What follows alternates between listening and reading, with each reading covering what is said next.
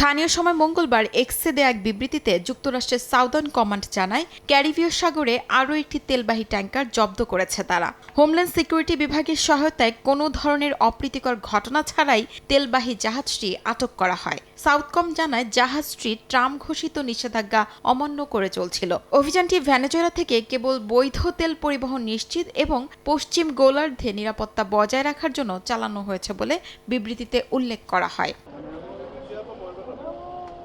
ভেনেজুয়েলার অন্তর্বর্তী president Delcy Rodriguez বলেছেন, তেল বিক্রি থেকে তার দেশ অর্থ পেতে শুরু করেছে।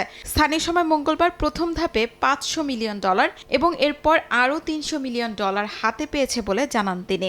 এই অর্থ যুক্তরাষ্ট্রের প্রেসিডেন্ট ডোনাল্ড ট্রাম্প ঘোষিত ভেনেজুয়েলার সঙ্গে 5 কোটি ব্যারেল তেল সরবরাহ চুক্তির আওতায় পাওয়া প্রথম তেল বিক্রির আয়। একই দিনে ভেনেজুয়েলা জাতীয় পরিষদের সভাপতি জর্জে রদ্রিগেজ জানান, দেশের প্রধান তেল আইন সংস্কারের প্রস্তাব প্রথমবারের মতো এবারে সংসদে আলোচনায় আসবে, যা প্রেসিডেন্ট নিকোলাস মাদুরোর আমলে চালু হওয়া অংশীদারিত্ব কাঠামোর ওপর ভিত্তি করেই করা হবে।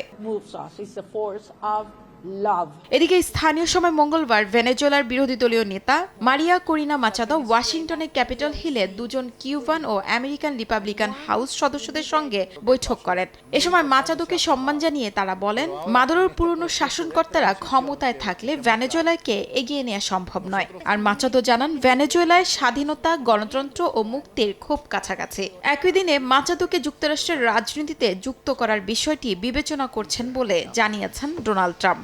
Men and women's sports is dumb. শিউলি রোজা, সময় সংবাদ। Open border for the world to come in.